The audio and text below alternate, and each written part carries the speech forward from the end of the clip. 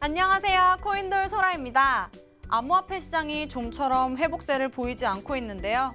우선 이 시각 국내 주요 암호화폐 가격 시황부터 살펴보겠습니다. 2월 14일 오전 9시 기준입니다. 흐린 날씨만큼이나 흐린 암호화폐 시세입니다. 전반적으로 하락하는 가운데 비트코인이 4.05% 떨어지면서 600만 원대까지 바라보고 있고요. 또 비트코인 캐시가 4.44% 떨어지면서 100만 원대가 무너졌습니다. 이번에는 글로벌 거래량 순위입니다. 거래량도 좋지 못한 모습이네요.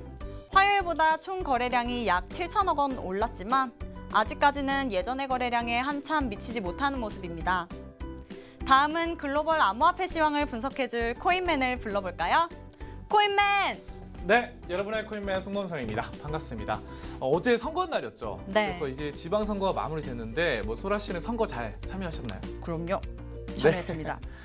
네, 이 선거 일정 등으로 그동안 네. 좀 미뤄졌던 게 있어요. 이런 것들 정부가 바로 지금까지 암호화폐 가이드라인을 좀 밀어놨었죠. 네. 자, 근데 선거 지나고 나서 이제는 좀 명확하게 바로 규제안 마련에 속도가 붙을지 이런 부분들이 좀 관심이 집중되고 있습니다. 네. 오늘은 또 서울 신라호텔에서 2018 G20 글로벌 금융 안전 컨퍼런스가 열리죠. 자, 그래서 여러 나라들이 옵니다. 바로 네. 미국, 독일, 일본, 러시아 등등의 이런 주요 20개국의 정부 관계자와 전문가들이 모입니다.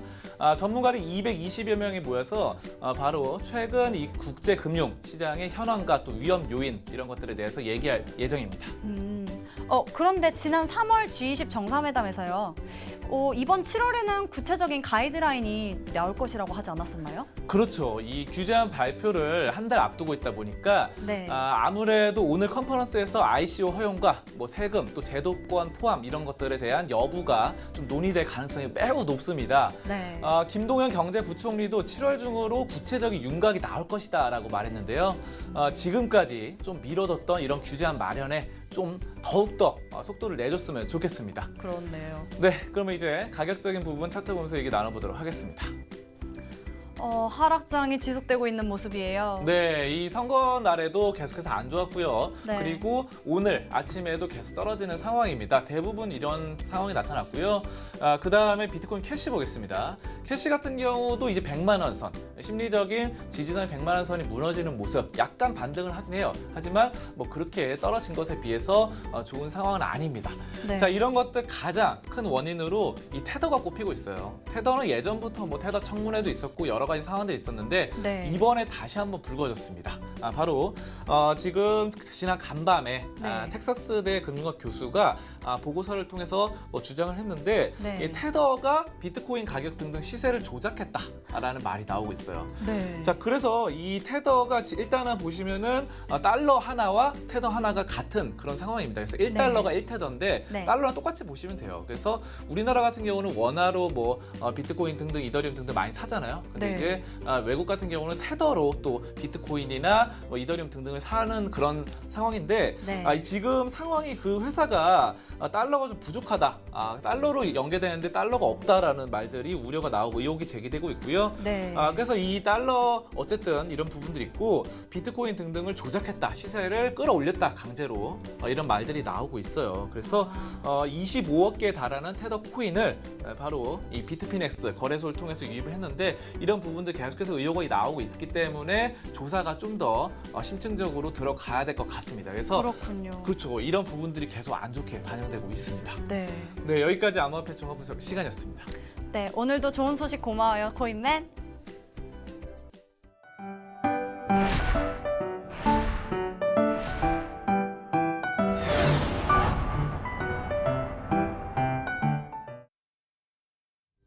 오늘의 코인 날씨입니다. 오늘은 흐린 소식 하나와 맑은 소식 하나가 준비되어 있습니다. 흐린 소식부터 보시죠.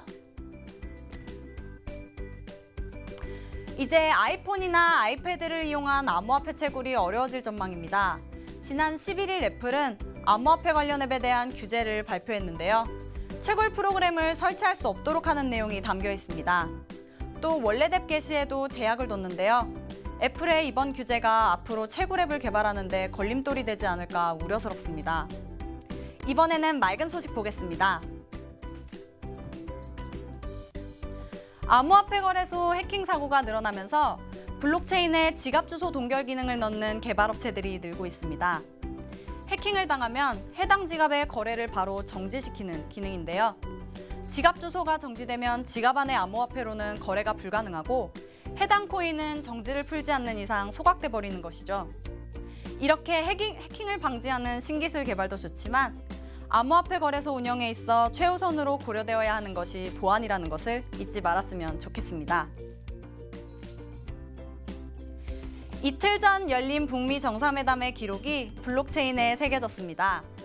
이전에 새겨진 남북 정상회담과 마찬가지로 이더리움 블록체인에 영원히 이 기록을 남기게 된 것인데요. 전 세계 평화의 시작을 블록체인에 담을 수 있어서 매우 뿌듯하네요. 여러분, 오늘이 저 코인돌 소라가 진행하는 오늘의 코인 마지막 방송이었습니다. 생방송 진행을 처음 하면서 여러분들께 즐겁게 좋은 정보들을 들려드리고 싶었는데요. 좋게 잘 보아주셨을지 모르겠네요. 저는 앞으로 가수 소라로 또 만나뵐 테니까요. 그때 또 많이 반겨주실 거죠? 그럼 지금까지 여러분의 코인돌 소라였습니다. 안녕!